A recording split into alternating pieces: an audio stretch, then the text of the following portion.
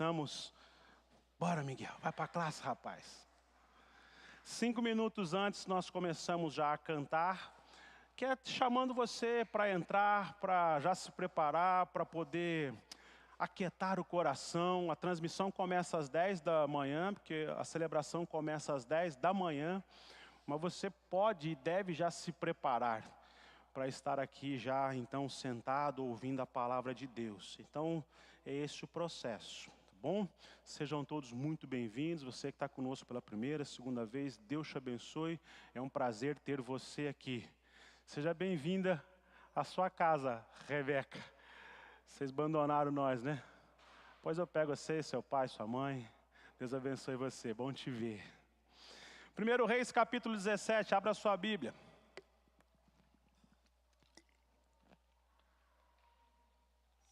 Na semana passada eu disse que começaria uma série, e essa série vai até o final do mês, nesse personagem, mas ela vai se estender depois, conforme Deus orientar e trouxer ao meu coração a orientação.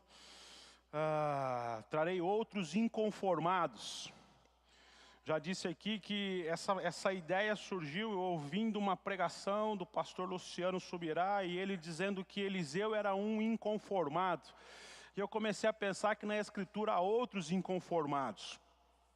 Haja vista Elias. Então você que é um inconformado, e talvez você vá descobrir que é um hoje aqui, né? Pense comigo um pouquinho biblicamente sobre como ser um inconformado bíblico. Eu tenho visto, gente, muitas pessoas inconformadas com inúmeras coisas. Por exemplo, né?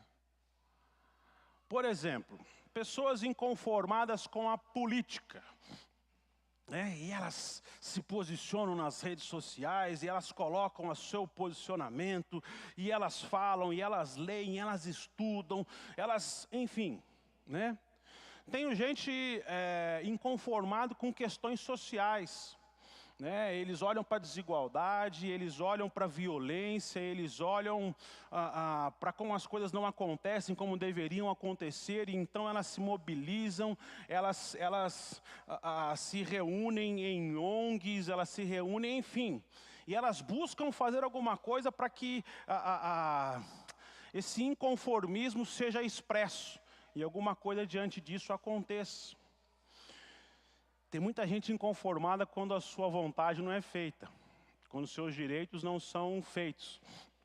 Você vai às vezes num restaurante, o que é cobrado não é o certo, o pedido não vem adequadamente, e aí o indivíduo fica inconformado, e ele então reage, e ele então busca os seus direitos. Eu não quero dizer que isso é errado. Eu não quero dizer que isso é errado.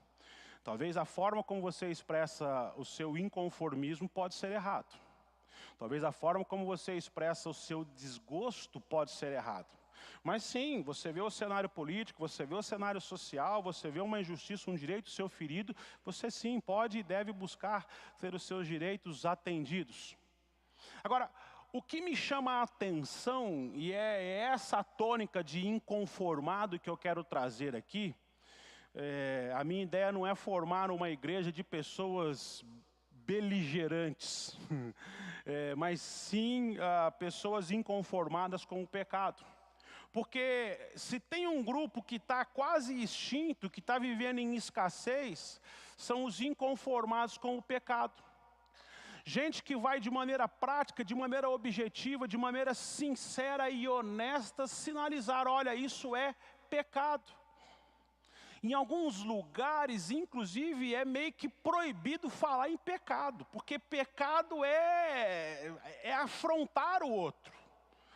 Cada vez mais se prega uma tolerância com relação ao pecado. Porque, gente, sim, nós precisamos ser tolerantes com as pessoas, mas intolerantes com a sua prática, se ela for pecaminosa. E é quase que impossível você desassociar a pessoa da prática. É quase que impossível, porque a prática nada mais é que a expressão do ser de alguém.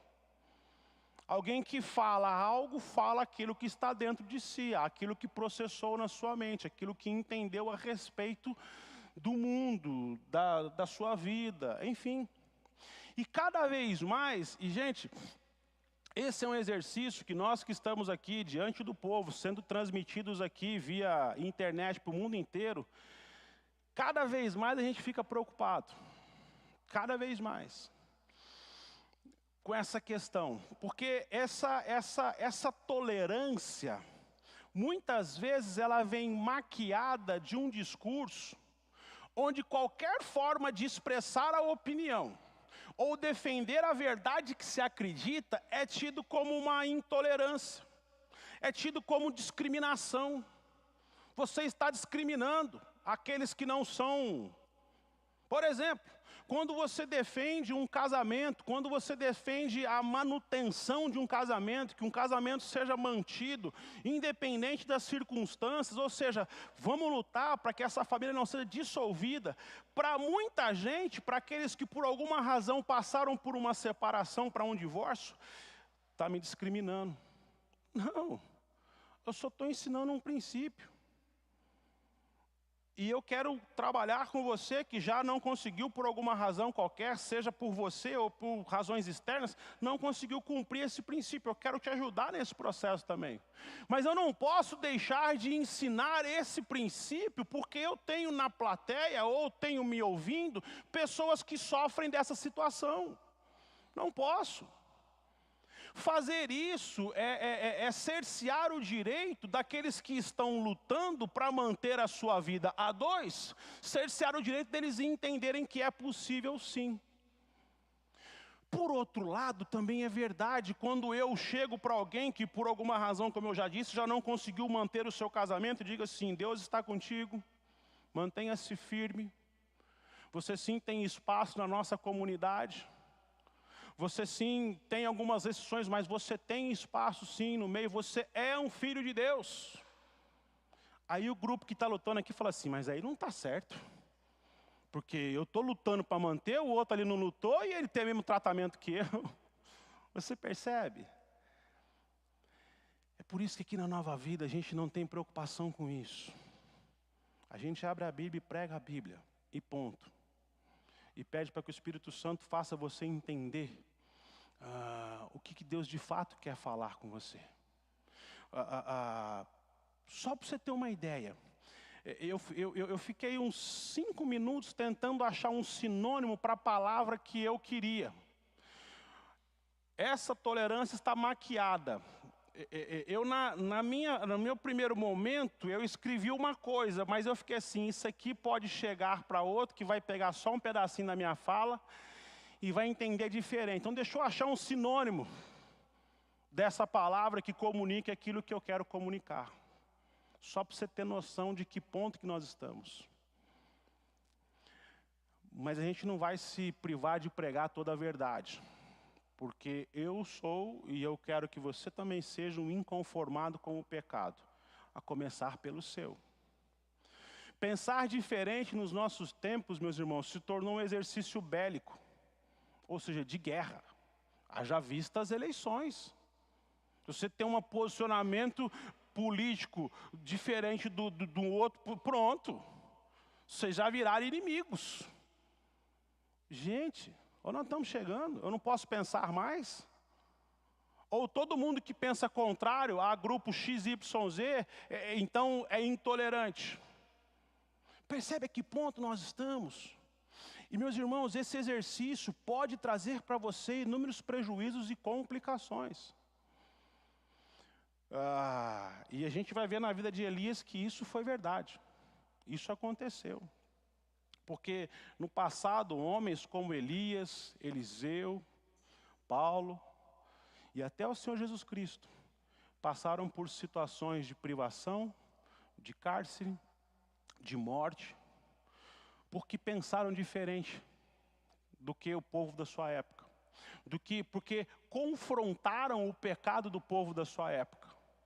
Tiveram coragem, assim como Jesus, de olhar para os líderes da época, os fariseus, e dizer assim: raça de víboras, sepulcro caiado, Ou seja, por fora vocês têm uma aparência de que está pintadinho, de que está limpinho, de que está, mas por dentro vocês estão mortos. Por dentro vocês não têm nada. Várias vezes pegaram em pedras para apedrejar Jesus por conta disso. Fizeram o mesmo com Paulo. Paulo, certa ocasião, tem que fugir, tem que sair descido por uma corda pelo muro da cidade porque queriam matá-lo. Simplesmente porque se posicionaram. Já falamos aqui de outros homens na história que foram prejudicados, que foram mortos, que tiveram a sua liberdade cerceada porque simplesmente se posicionaram. Isso sempre aconteceu e isso sempre acontecerá. Agora, como a gente está nesse ambiente de escola da Bíblia, me permitam trabalhar um pouquinho da definição dos termos, né? O que é um inconformado? Passa para mim, por gentileza, o próximo que por alguma razão parou aqui. Um inconformado é um indivíduo, inconformado é um adjetivo, ou seja, é algo que é adicionado ao indivíduo, é uma característica que é adicionada ao indivíduo. O dicionário traduz o inconformado como aquele que não se conforma, ou que não se conformou, que não se resigna, que é recalcitrante, que é renitente. Palavra composta, in, daqui a pouco a gente vai trabalhar um pouquinho dessa etimologia aí, in e mais conformado, tá? E fica comigo, eu estou definindo os termos aqui porque você vai entender onde eu quero chegar com isso. Trouxe outro dicionário para tentar ajudar. Disse de que não está conformado, quem não está resignado, descontente, insatisfeito. Alguém que é pertinaz, teimoso, insistente. Um inconformado é alguém que não se conforma com aquilo que está acontecendo. Ele, de alguma maneira, ele vai resistir ao que estão tentando impor a ele. Teimoso. Eu olho para a meninada aqui, os meninos, esses bonitinhos que estavam aqui na frente. Eu já identifico os inconformados. Mesmo pequenininho, eu já consigo perceber quem eles são. Fazendo um estudo bem rapidamente aqui etimológico dessa palavra, o indivíduo deu uma dissecada nela, é uma palavra que vem do latim, um prefixo in, que quer dizer uma negação, mais conformatus, de acordo. Então ele está negando a essa conformidade, a essa maneira. Ele está negando a esse modelo. Ele está negando a esta forma. Esta forma aqui eu não me encaixo nela. Um inconformado, ele não se encaixa à forma proposta. Isso é definição da igreja. A igreja está no mundo, mas não se encaixa no mundo. A igreja, alguém já disse que a igreja nasce na marginalidade, e entenda o que é marginalidade, é quem está à margem. A gente pensa na marginalidade só quem tem que pensar na palavra que eu vou falar aqui, né? Que dependendo da palavra que eu vou falar aqui, vão cortar o vídeo, né? Só o indivíduo que tem problema com a lei. Tá bom? Acho que eu fui politicamente correto, né? Porque quem está dentro da lei não tem problema com ela. Enfim, né? Então quem tem problema não é a lei. Mas vocês entenderam.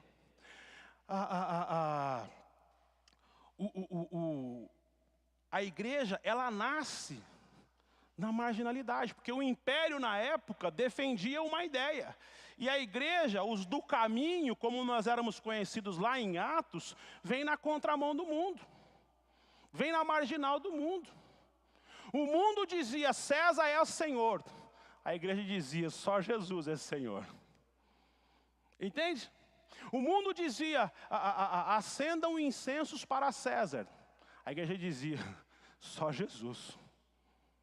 Só Jesus. Então a igreja nasce na contramão. A igreja não se conforma com o mundo. E talvez você possa pensar, né, mas pastor, ser inconformado não é bom, né? De fato, tem um preço alto a se pagar. Daqui a pouco a gente vai ver que Elias pagou um preço alto.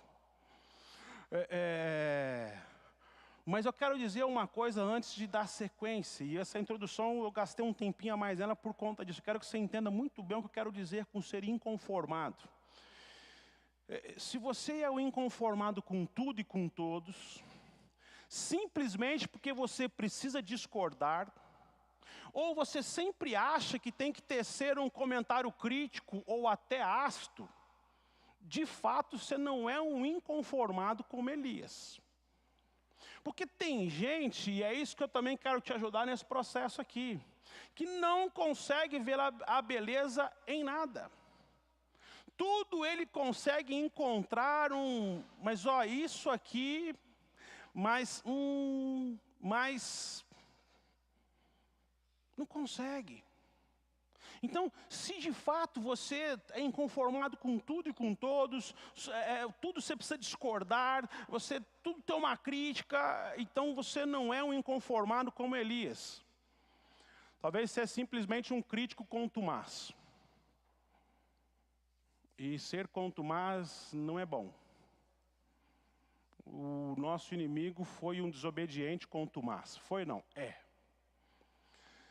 Se você não consegue dar de 3 estrelas para cima em avaliação nenhuma, avalie. Aí viu, gente, que toda avaliação dela é 1, 2. Então avalie. Porque eu não quero que você saia daqui dizendo assim, olha, eu estou igual Elias. Eu vou almoçar, esse almoço aqui, olha, eu não me conformo com esse almoço. Eu devia ter algo mais aqui, porque afinal de contas, que você vai juntar a pregação do domingo passado, né? Deus, o que tem de bênção aí? É isso, se tiver mais um pouco, pode mandar que eu quero. Vai juntar com a de hoje, você vai chegar no almoço e falar assim, não, Deus, eu quero mais. Só esses 5 pratos aqui, não é porque eu mereço mais, Deus. Você não é inconformado. Você é outra coisa que eu não vou falar, mas você já sabe o que você é. De galocha. Vou só falar o de galocha que você já sabe, né? O que vem antes. O nosso inconformismo, meus irmãos, tem que ser com o mundo e com o seu sistema. O nosso inconformismo tem que ser com o pecado e suas expressões.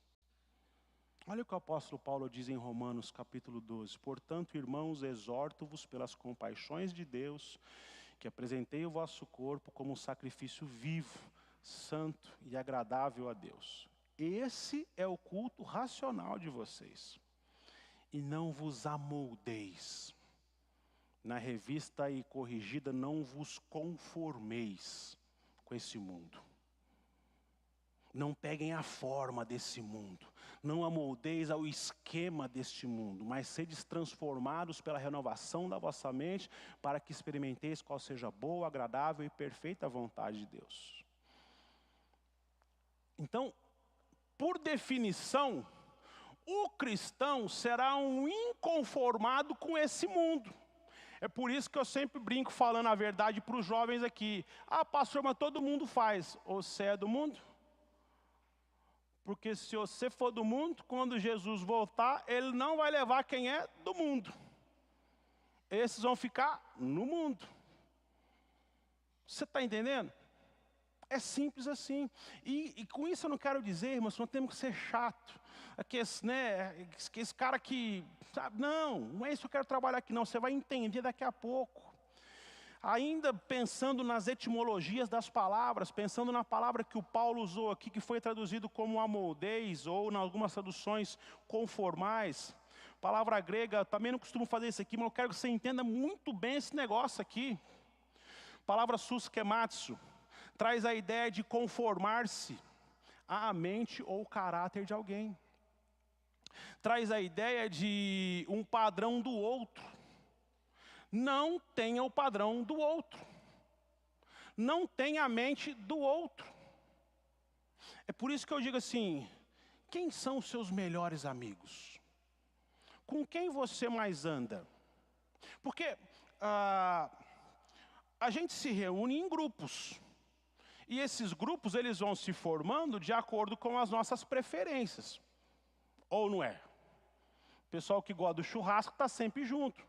Já viu um vegano numa roda de churrasco?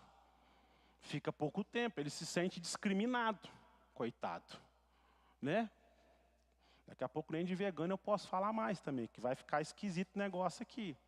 Mas enquanto pode, né? Você não vê.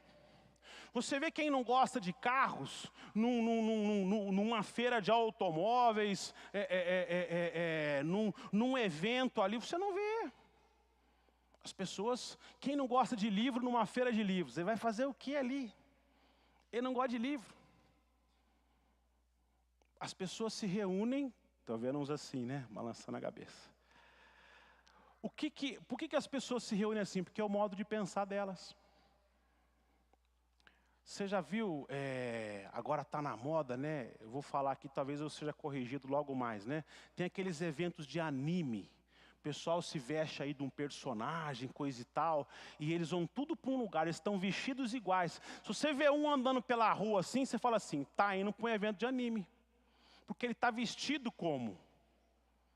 E eles têm um linguajar que, se eles conversam ali, parece que é uma língua do outro planeta, você não entende. Ou seja, eles estão naquele mundo. Eles têm um modo de pensar daquele mundo. E eu não estou dizendo que esses exemplos que eu dei aqui, eles são errados não, tá bom? Só estou ilustrando. E dizendo que o Paulo fala assim, olha, com quem você anda, vai dizer a forma que você pensa. A roda que você senta, vai dizer a forma que você pensa. Do que você ri, vai dizer o que é engraçado para você. Ou seja, o que está na sua mente. Essa palavra que o apóstolo Paulo usa, é uma palavra composta para também, preposição primária com, e um sufixo que traz a ideia de forma ou aparência, que engloba tudo que afeta os sentidos de uma pessoa. Sua forma, seu comportamento, seus discursos, suas ações. Isso aqui é muito sério. Eu já dissequei essa palavra aqui em outro momento, então não vou fazer isso hoje, porque a gente já fez isso aqui na escola da Bíblia. Mas quando você se conforma com esse mundo, você pegou a forma dele. Certa ocasião, um pastor que eu ouvia muito, antes dele começar a falar umas abobrinhas por aí, ele disse assim, que ele conta uma história, que ele morava numa comunidade no Rio de Janeiro. E então, a primeira vez que ele saiu de manhã para ir trabalhar, ele viu um corpo caído no chão, ele ficou extremamente chocado com aquilo. Passou uma semana, ele viu outro, passou outra semana, ele viu outro, e outro, e outro, e outro. Por fim, um dia ele viu o corpo caído na porta da casa dele, ele simplesmente pulou o corpo e foi embora. Ele disse assim, naquele momento a morte de um ser humano não fez sentido para mim mais, já. Ou seja, aquele ambiente o esfriou de tal maneira que um corpo caído no chão já não foi mais nada para ele. Nós precisamos tomar cuidado com quem nós andamos, com quem nós falamos, aonde você senta, aonde você frequenta. Porque você vai pegar essa forma. É inevitável. Você está todo dia ali, convivendo ali. Já dei esse exemplo, acho que aqui. Eu jogava bola, comecei a jogar bola uma vez. Às segundas-feiras eu ia jogar bola com o pessoal. E até na ideia de vou jogar uma bola com eles, porque eles não são crentes, quem sabe eu posso testemunhar de Jesus para eles. E o pessoal tinha um hábito lá, cada chute que eles davam, acertando ou não, junto vinha um palavrão. Dava um passe, vinha um palavrão. Errava o passe, vinha um palavrão. Aquilo no primeiro momento doía nos meus ouvidos. Foi passando um tempo, até que um dia eu errei um passe. E segurei o palavrão aqui, na ponta da língua. Sabe o que eu fiz? Parei de ir naquele grupo. Entende isso? Você percebeu isso? E já pegou a visão sobre qual tipo de palavreado você tem que ter, né, querido? Já pegou a visão. Não preciso falar mais nada, né? Então, nós precisamos sim ser tolerantes uns com os outros, mas intolerantes com o pecado em todas as suas formas. A começar pelo nós. Porque a gente é bom para ser intolerante com o pecado do outro. Mas quando vai se tratar a nosso respeito, a gente quer toda a misericórdia, toda a graça. Com o outro, o ferro e o fogo. Para mim, graça, flores, né? Aromatizador. Com o outro não tem preocupação de chegar com o pé na porta. Mas comigo tem que chegar com todo jeitinho. Então sim, nós precisamos ser intolerantes com o pecado, mas sermos tolerantes uns com os outros. Até porque, queridos, no ambiente igreja, essa igreja chama Nova Vida, uma das razões é essa, as pessoas vêm buscando uma nova vida, ou seja, enquanto elas não encontram essa nova vida, elas estão no processo vivendo coisas da vida antiga. E cada um de nós, numa determinada proporção, num determinado campo da vida, está vivendo situações que ainda refletem a vida velha. O meu comportamento naquele futebol, como eu dei o exemplo aqui agora, reflete muito na minha vida velha. E não da nova vida. Então nós temos que entender que as pessoas, ao passar por aquela porta ali, elas estão nesse processo. Assim como todos nós que aqui estamos. Não tem ninguém aqui pronto. Eu acredito que nesse mundo quem ficou pronto foi o sujeito chamado Enoque. Ele estava tão pronto que Deus falou para ele assim, vamos embora. A gente está andando tanto tempo junto, eu não vou te deixar mais não. Bora comigo. O único. O resto está todo mundo no processo. Até o tal do Elias, que a gente vai começar a ver sobre ele hoje, domingo que vem, e até o último domingo desse mês de julho. 1 Reis, capítulo 17. Agora sim, chegamos em 1 Reis.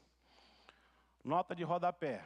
Você que vai fazer uma palestra, vai dar uma aula, a técnica diz, não invista 25 minutos na introdução. Tá bom? Então, isso que eu fiz aqui agora é contra as regras, as normas.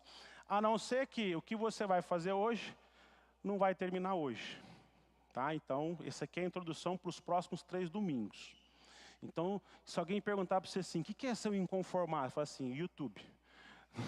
Não, explica para ele, tenha a misericórdia dele que não esteve hoje pela manhã. 1 Reis 17 diz assim, Elias, o tesbita, que habitava em Gileade, disse a Acabe, tão certo como vive o Senhor, Deus de Israel, a quem sirvo nestes anos não haverá orvalho nem chuva, senão por meio da minha palavra. Depois a palavra do Senhor veio a Elias dizendo, retira-te daqui, vai para o leste, esconde-te perto do ribeiro de Querite, a leste do Jordão, beberás do ribeiro, e eu ordenei aos corvos que ali te sustente. Elias partiu e fez conforme a palavra do Senhor. Foi habitar perto do ribeiro de Querite, a leste do Jordão. Os corvos lhe traziam pão e carne pela manhã, como também pão e carne à tarde, e ele bebia do ribeiro. Mas decorrido alguns dias, o ribeiro secou, porque não havia chovido na terra. Vamos até aí só agora pela manhã. Feche seus olhos. Deus querido, fala conosco. Em nome de Jesus, continua a falar conosco. Que nós possamos, de fato, desenvolvermos um inconformismo com o pecado, a começar pelo nosso. Que os exemplos do teu servo Elias falem ao nosso coração nesta manhã. Que o teu Santo Espírito continue tendo livre acesso em nosso meio. Em nome de Jesus, amém. O Elias era um indivíduo inconformado com o pecado. Daqui a pouco eu vou trazer algumas informações do porquê que ele era inconformado com o pecado. Mas o verso 1 diz que ele chega diante do rei, diante da autoridade máxima do povo. Acabe, eu não vou trabalhar aqui todos os detalhes da história, senão a gente ficaria um domingo só na introdução da história também. Mas nas mãos de Acabe o reino cresceu muito. Acabe era um indivíduo que ele fazia muitas alianças políticas e muitas alianças religiosas. Ele instituiu o culto a Baal dentro de Israel. Ou seja, ele tinha trânsito livre em vários outros países. Com isso, os historiadores dizem que ele cresceu muito, o reino cresceu muito em poderio bélico nas suas mãos. Ou seja, era um indivíduo que tinha a aprovação do povo. Era um indivíduo com poder alto, então dificilmente as pessoas que estão numa posição mais elevada são confrontadas. Você já viu alguém confrontar um presidente, um vereador, um governador, até um prefeito? É difícil alguém chegar diante deles e, a não ser que seja alguém do mesmo nível deles, uma pessoa muito poderosa, um rico, uma pessoa com muitos recursos. Bom, Elias não tinha problema com isso. Elias falava o que tinha que falar, aonde tinha que falar, com quem tinha que falar. E ele chega dizendo assim, ó, tão certo quanto vive o Senhor. Ou seja, o que eu estou dizendo aqui vai acontecer. Porque Acabe sabia que o Senhor vivia. Acabe sabia que Deus é um Deus vivo, presente, e que aquilo que ele fala acontece. Acabe sabia que Elias era um homem de Deus. Acabe sabia que Elias, quando falava, ele falava da parte de Deus. Ele não falava aquilo que ele pensa, aquilo que ele acha. Já vai a primeira dica aqui. Você que não passei, né, gente? Desculpe-me. Você que é um inconformado com o pecado, seja um inconformado baseado na palavra de Deus. Não naquilo que você acha. Gente, eu tenho um monte de coisa que eu acho que deveria estar na Bíblia. Algumas proibições. Ia facilitar muito meu trabalho pastoral. Coisa do tipo assim, uma listinha tipo assim, não faça isso, não faça isso, não faça isso, não faça isso, não faça isso. Não. Mas não tem. E por mais que eu ache, eu preciso me limitar àquilo que a palavra diz. E até dizer para o indivíduo, olha, eu acho que isso não é melhor. Mas, porque quando eu quero dizer o que a Bíblia diz, eu vou dizer assim, eu não acho, é isso. E é o que o Elias fez. O Elias, ele chega diante do rei aqui e ele não tem dificuldade. E tem um outro detalhe aqui. Uma autoridade dificilmente está sozinha. Só quando ele está no banheiro. Aí ele está sozinho, na parte da intimidade dele ali. Fora o contrário, ele está sempre acompanhado de um monte de gente. De assessores, de gente que está ali, rodeando. Né? Querendo esperar cair alguma coisa. Gente importante tem assessor para tudo. Tem secretário para tudo. Ou seja, Elias confronta Acabe diante de todos. A confrontação do pecado de Acabe é pública. O Elias não chama o Acabe e fala assim, eu quero uma audiência com o Senhor excelentíssimo, meritíssimo, e usíssimo tudo aí, né? Rei. Sou rei, olha o negócio do Senhor. A coisa vai ficar esquisita. Estou falando baixo para ninguém escutar. Deus vai pesar a mão. Ele não faz isso. Ele chega diante do povo e diz, tão certo como vive o Senhor, Deus de Israel, a quem eu sirvo. Eu sirvo o Deus de Israel. Tu não. É isso que ele está dizendo aqui. Nestes anos não haverá orvalho nem chuva, senão por meio da minha palavra. Enquanto eu não falar, rei, não chove. Quando a gente lê um texto desse, por isso que eu digo, a palavra é rica, ela é maravilhosa. Quando a gente pensa em Ribeirão Preto, estado de São Paulo, né, Brasil, um país tropical, você fala, ficar sem chuva 30, 40 dias, dá uma secura, mas nós estamos aí em cima do aquífero Guarani. A gente lava a calçada com água mineral, né? Então, tô tranquilo. Não vou me preocupar com isso, deveríamos. Né? Mas a gente fica tranquilo. Num país como o nosso, mesmo em toda essa seca, se você chegar de manhã, bem de manhãzinho, como às vezes eu chego aqui, e você colocar a mão na grama, ela vai estar úmida. Que cai um orvalhozinho à noite. No deserto, muitas vezes, a única umidade que tem é essa. E um orvalho que cai de uma inversão térmica, de uma temperatura que estava na casa dos 40 graus, e agora vai para 2, 3 ou até menos zero, abaixo de zero. Ou seja, esse orvalho, ele cai, mas ele ainda não é como cai aqui. Então, quando Elias fala assim, nem o orvalho vai cair. Em outras palavras, ô rei, a única umidade que você vai sentir é da sua língua, nego. Mais nada. E daqui a um tempo até ela vai secar. Então, o Elias não chega e fala assim, o seu rei vai ficar sem chuva. Ele decreta aqui algo pesadíssimo. Não vai ter orvalho.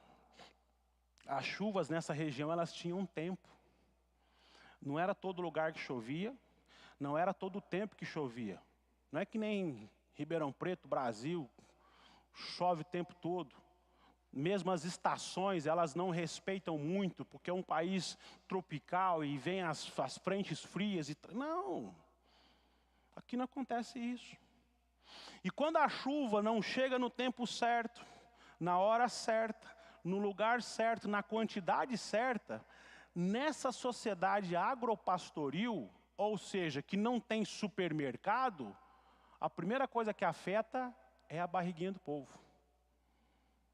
A gente pode passar por uma crise, fica sem chover 40 dias, 50 dias, esse ano choveu pouco, mas você vai no supermercado, você compra arroz, você compra feijão, paga mais caro, mas você compra. Com esse pessoal aqui não. Um ano sem chuva já traz uma escassez terrível.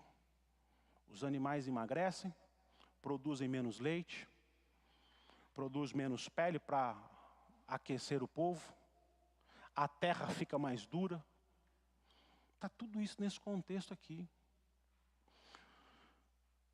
Por isso, e se você lê, e eu te desafio aí a ler aí essa história de Elias, nós vamos conversar sobre ela, o Elias se tornou o procurado número 1 do reino. Porque ele decreta aqui, a palavra dele aqui, decreta quase que a falência do reino. A foto do Elias foi esparramada, isso só para você entender, tá bom? Em todo o reino, procura-se, vivo ou morto, recompensa. Essa simples frase do Elias aqui gera isso tudo. O Elias não está preocupado com o que o rei vai fazer com ele. Porque o inconformado com o pecado tem seu maior compromisso com Deus. Eu já ouvi, não aqui, graças a Deus, em outros ministérios, pastor, se eu continuar pregando assim, as pessoas não vão vir na igreja mais. E eu sempre preguei assim. Pecado é pecado, ponto. Não coloca um lacinho nele. Eu disse assim, então que não venham. Porque eu continuarei pregando a palavra, e tão somente ela. E quando a gente chegar num texto, como há 2 domingos atrás, né? Até falaram para mim, você está parecendo coach hoje, né? O texto traz isso. Conforto, encorajamento, vão para lá, que Deus vai te abençoar. Eu vou trazer. Ou eu vou tentar achar um negócio aqui só para deixar vocês tristes. Não. O que o texto traz é o que a gente coloca, porque o compromisso nosso maior tem que ser com Deus. Então somente com Deus. E talvez você está pensando assim, rapaz, mas Deus é muito duro. Esse Elias é muito duro. Deixa eu mostrar para você um pouquinho quem foi o Acabe. Esse menino, que esse nomezinho pequenininho, que você fala assim, Acabe, tadinho dele. Acabe foi quem conseguiu aperfeiçoar a arte de pecar. Se a gente pode falar isso, né? O Acabe foi o indivíduo, versículo, se você olhar aí o capítulo 16, um pouquinho acima aí do capítulo 17 que nós lemos, o capítulo 16 do versículo 30 em diante mostra quem foi o Acabe. Ele, no versículo 30, diz que ele fez mais mal perante o Senhor do que todos os que o antecederam. O Acabe chega e fala assim, o que esse cara fez de ruim? E esse, eu vou fazer pior. Eu vou piorar o negócio. É a filosofia, né, do palhaço político. Pior que está não fica. Fica. O Acabe conseguiu deixar pior. Entende isso? O Acabe, ele seguiu os pecados de Jeroboão. Daqui a pouco nós vamos mostrar aqui quem foi o Jeroboão rapidamente. O Acabe casou-se com uma sacerdotisa, profetisa, não dá para definir muito bem quem Jezabel era. Mas ela era uma promotora do Baal, ela era uma promotora dos pecados de Baal, do culto a Baal. Ela era alguém que gostava de dizer, eu sou de Baal e pronto, acabou. Eu tive um pastor, já está na glória, ele foi pastorear uma igreja mais no interior de São Paulo, e assim que ele chega lá, uma mulher se apresenta a ele dizendo, disse o nome dela, e disse assim, aqui eu sou conhecida, pastor, como Jezabel. Esse era o orgulho da mulher. A sorte dela é que esse pastor foi o homem mais manso que eu já conheci na minha vida. Porque se é o Rodrigão, olha, Jezabel era terrível. Daqui a pouco eu vou mostrar um quadrinho sobre ela. E é essa pessoa que o Acabe falou, ó, vamos caminhar junto, filha. Ele começa a adorar Baal, construindo um templo a ele. O templo do Senhor estava destruído, estava às ruínas já quase. Domingo que vem nós vamos ver isso. Ou no outro domingo, né? No último domingo. O templo, aonde Baal fazia as ofertas eram feitas para Baal, o lugar do sacrifício estava perfeitinho. O lugar de sacrifícios a Deus era um monte de pedras. Acabe construiu um templo, vários lugares de adoração a Baal. Versículo 33 de 1 Reis, capítulo 16, vai dizer assim, fez um poste sagrado, de maneira que Acabe fez muito mais para provocar a ira do Senhor, Deus de Israel, do que todos os reis que o antecederam. Deixa eu dizer uma coisa para você, que acha que o Deus agora é só o Deus da graça, da misericórdia, do amor. Você acha que o Deus, né, é uma avó, assim, um vô, bonzinho. Isso não encontra na teologia espaço. Deus é o mesmo ontem, hoje e eternamente. Correto? Certo? Um dos atributos de Deus é que Ele é imutável. Ele não muda. Se Ele é um Deus que ficou irado com o pecado no passado, logo, Ele também fica hoje. Meus irmãos, se você olhar o livro de 1 Reis e 2 Reis, Israel, daqui a pouco tem um quadro que mostra isso, teve 19 reis. Aqui o reino já está dividido, reino do norte e reino do sul. Judá e Israel. O reino de Israel teve 19 reis, nenhum deles fez o que agradava ao Senhor. Muitos anos se passaram. Deus, Ele pode ser tardio em punir o pecado, mas Ele sempre pune. E o tardio é na nossa compreensão, Ele faz no tempo dEle. O que Deus faz, e aqui todo esse tempo que Deus está trabalhando aqui, dando reis e mais reis, reis e mais reis, é a misericórdia de Deus. Lá em Crônicas você vai ver Deus falando, se o meu povo que se chama pelo meu nome se humilhar e se prostrar, eu ouvirei dos céus e derramarei as minhas bênçãos sobre ele. Ou seja, se humilhar, misericórdia. Então Deus da misericórdia não é agora, Deus sempre foi misericordioso. Sempre. Mas esse indivíduo, esse Acabe, que recebe essa repreensão de Elias, ele fez muito mais do que os reis que antecederam a ele. Quem foi a Jezabel? Eu emprestei um pouco de um comentário bíblico que eu tenho e dei um Ctrl+C, Ctrl+V. O nome no Antigo Testamento tinha muito a ver com a personalidade, ou com aquilo que a pessoa representava para Deus. Jezabel era um nome hebraico, que os comentaristas, os estudiosos da língua não conseguem nem definir. Uma mulher, Jezabel quer dizer sem marido, sem nobreza, é sem alguma coisa. O que é fato, e isso os comentaristas são unânimes, é que o nome do seu pai, Et-Baal, quer dizer literalmente com Baal. Alguém que está junto com Baal. Num tempo onde as pessoas davam nomes que faziam referência a Deus, O pai da Jezabel era um indivíduo que a referência dele era junto com Baal. Baal, tamo junto. É nós, mano. Esse era o pai da Jezabel. É nesse contexto que ela é criada. Ela se casa com Acabe, tem 2 filhos. Ela que junto com Acabe promove o culto a Baal e mata os profetas de Deus. Mata. Simplesmente porque era profeta do Senhor. Manda matar. Está tudo aí. No livro de Reis. Manda matar. É como se alguém subisse ao governo e falasse assim, quem é pastor aí? Quem é reverendo aí? Quem é... Manda matar tudo. Ele tomou a vinha do Nabote, simplesmente porque ele não quis negociar, ele não quis vender, ela vai lá e toma. Mas 11 anos depois ela é morta. E os cães comem a sua carne. Sabe o que isso quer dizer? Nem os restos mortais dela estão em nosso meio. Nem... Cadê a cova dela para a gente ir lá? Não tem. Em Apocalipse, ela é um símbolo daqueles que levam outros a adorar os deuses. Essa era a Jezabel, a companheira, a auxiliadora idônea do Acabe.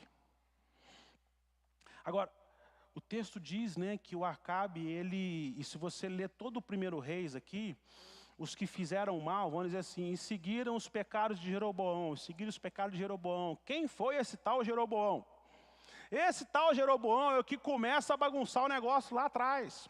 Ele era um servo de Salomão. Salomão foi um indivíduo que no final da sua vida, por conta dos muitos casamentos que ele fez, ele trouxe todos os cultos pagãos para dentro de Israel. Ele começou a ser influenciado por esses cultos pagãos já na sua velhice. E Deus fala assim, Salomão, é o seguinte, eu vou tomar o reino da sua mão.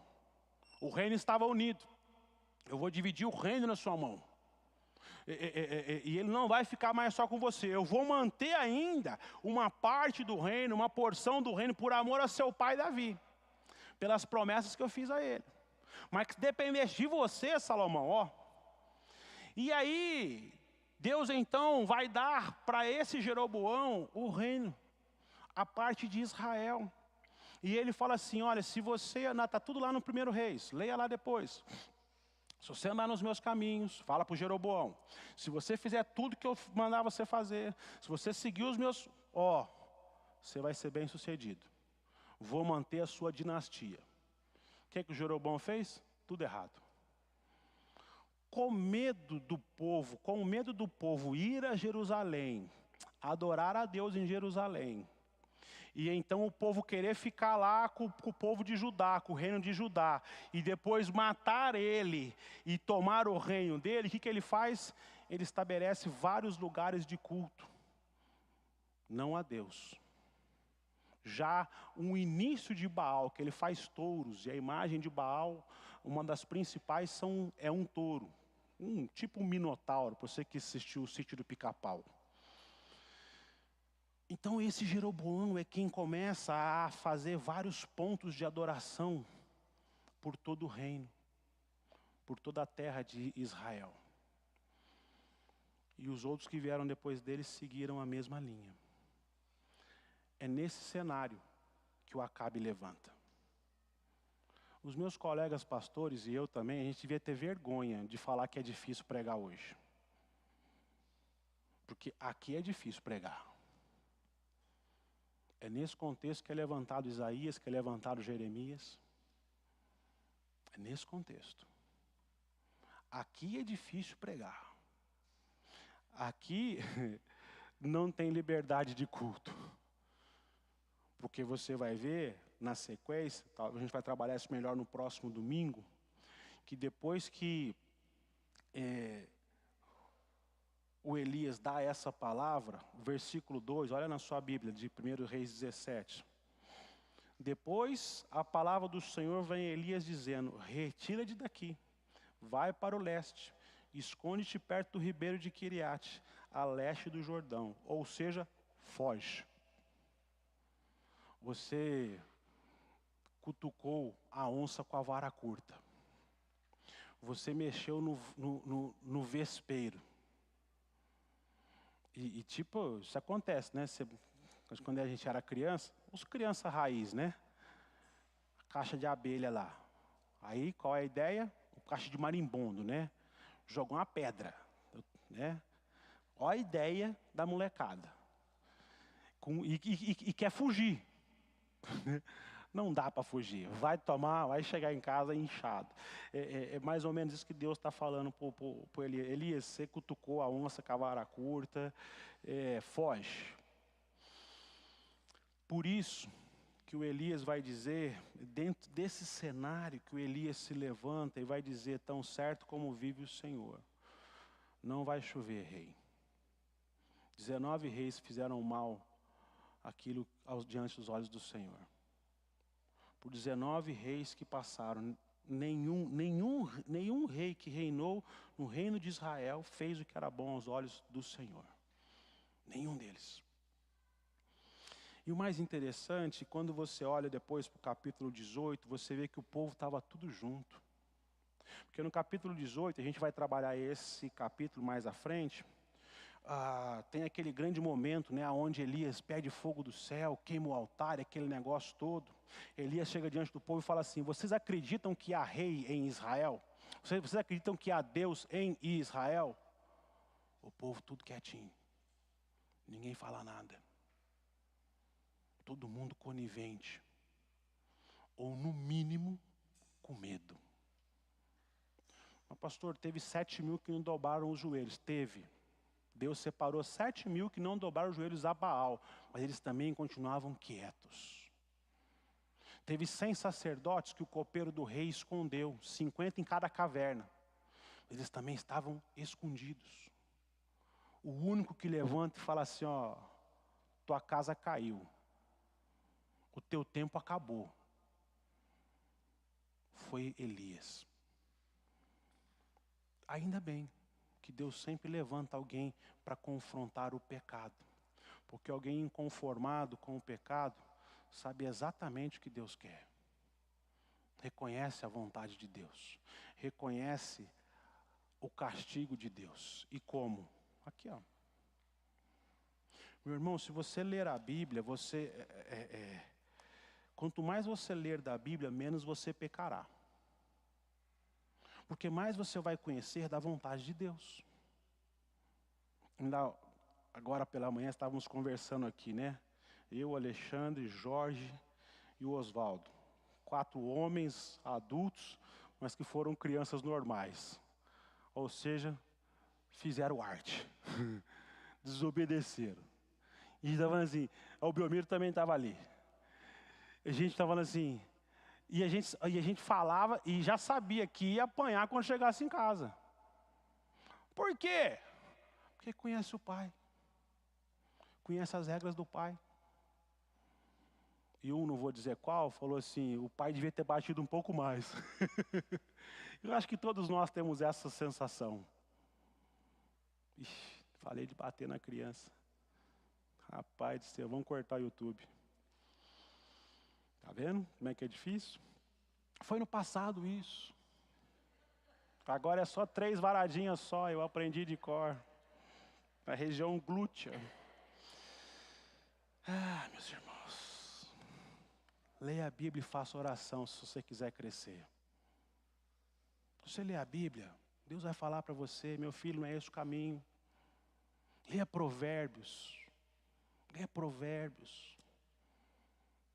Leia os evangelhos, você vai ver Jesus falando. Como é que tem que ser, como é que tem que fazer. Você vai ser confrontado pela palavra. Porque a palavra não se conforma com o pecado. Você vai ser confrontado por ela. E aí você vai saber qual que é a vontade de Deus. A palavra, assim como Elias, ela vai face a face nos confrontar. O Elias não tem dificuldade de ir face a face diante do rei e dizer assim, vocês vão passar por um tempo de seca. Baal era uma divindade conhecida como sendo uma das coisas que ele fazia, ele era o rei dos trovões, o rei das tempestades, melhor dizendo. Não, esse rei de vocês aí não vai mandar água nenhuma, porque o rei dos reis, o senhor dos senhores disse, ó, não vai chover, nem orvalho vai cair. Então o que o Elias faz aqui não é confrontar só o rei, é todo o povo. Todo o povo estava sendo confrontado nessa hora, meus queridos. E quando você vai diante da palavra, é como se o Elias está aqui diante de você, ó, face a face. O pecado precisa ser confrontado. E aqueles que vivem na sua prática, sofrer as suas consequências. Gente, Deus perdoa. Deus perdoa. 1 João diz que se nós confessarmos o nosso pecado, Ele é fiel e justo para nos perdoar de toda a injustiça. Vou dizer uma coisa para você que está aqui, que está me ouvindo aí. Não tem nada, vou repetir, nada, a Bíblia me afirma isso, que você tenha feito que Deus não perdoe. Enquanto você respirar, ainda há possibilidade de perdão. Ainda há. Não tem nada. Você precisa se arrepender. Você precisa confessar o seu pecado. E o fato de você se arrepender e confessar o seu pecado não quer dizer que você não sofrerá as consequências dele. Não quer dizer que você não vai ter perda de privilégios. O pai falou pro rapazinho, 6 horas em casa. Mas o jogo estava bom. Antes de voltar para casa, a gente vai passar para pegar uma goiaba ali na goiabeira. A meninada hoje não sabe nem o que é goiaba, mesmo uma goiabeira, mas a gente sabia, né? Quer dizer, em vez de chegar às 6, chegou em casa às 7. O que um filho inteligente faz? Ô pai, perdoa aí. Goiabeira, futebol, se eu saísse ia faltar um. O pai jogou bola também, o pai ia entender. Se eu saísse ia faltar um, ia acabar com o jogo. Por isso que eu fiquei, pai. Tá bom. Mas amanhã você não sai. Ô pai, você não me perdoou? Perdoei. Mas tinha uma regra. Você não cumpriu. Você vai ficar livre das varadinhas, mas amanhã você não sai. Ou, se você costuma sair meio-dia, você vai sair a 1. Por quê? Para pagar essa horinha que você ficou devendo hoje. Enfim, criatividade de pai aí.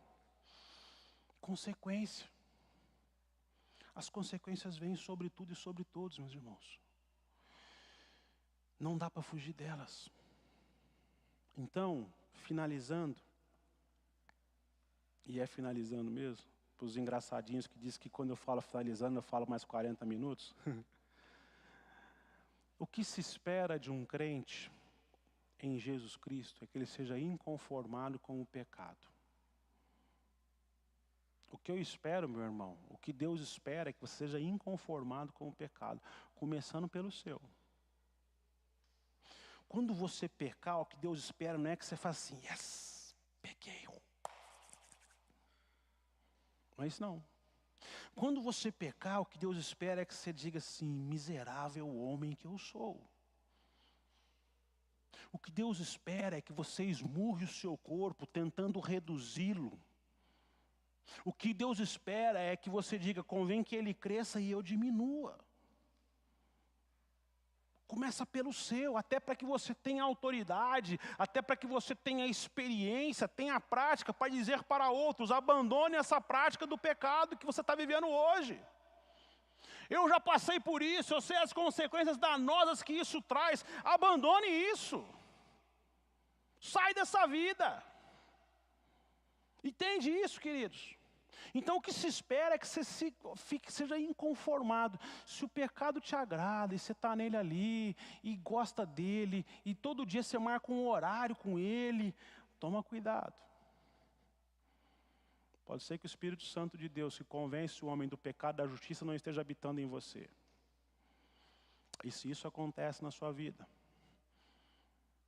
você ficará quando o Senhor voltar. Então arrependa-se hoje, entregue a sua vida a Jesus Cristo. O que se espera de um inconformado é que ele confronte o pecador. Agora, meus irmãos, isso aqui, a gente pensa em confrontação, né? Já vem sempre à mente uma guerra, um embate. Não. Faça em amor. Aqui o Elias usa esse tom porque os profetas já estavam profetizando em amor há muito tempo.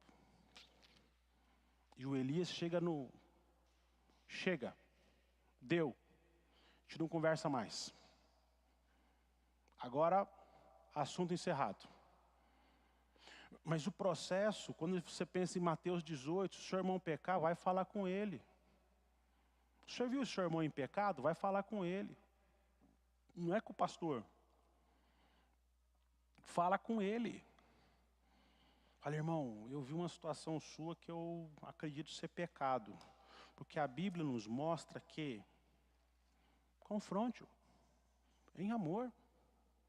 Se ele não te ouvir, 2 ou 3 testemunhas. Aí você até pode chamar o pastor. Não precisa.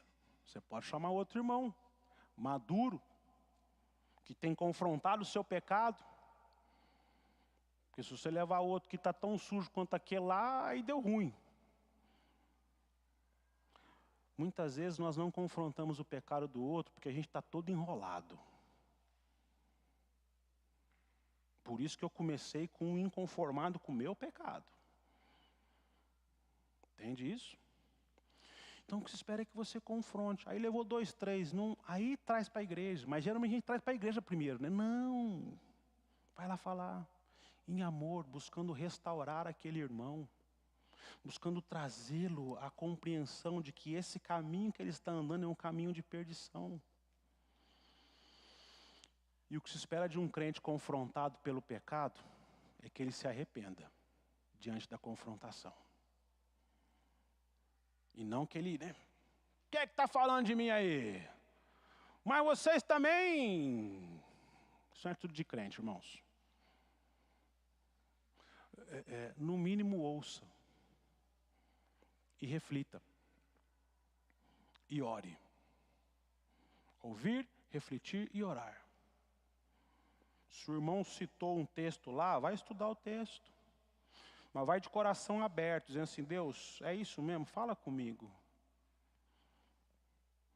E a hora que teve a compreensão, irmão, obrigado. Pela admoestação, pela exortação, pela confrontação em amor. Porque chega uma hora que, ainda em amor, o tom eleva. Assim como diz assim, tão certo como vive o Senhor, não choverá. Até que a minha palavra venha de novo. Não espere Deus dizer isso na sua vida. Não espere você passar por esse tempo de sequidão. Não espere. Deus está falando agora. Se arrependa. Se quebrante. Deixe Deus trabalhar. Semana que vem, a gente vai ver a atitude dos inconformados com a confrontação. Porque não acho que confrontar é algo gostoso. É algo fácil. Mas é necessário. Baixa a cabeça, fecha seus olhos, fala com Deus. Deixa Ele trabalhar no seu coração agora.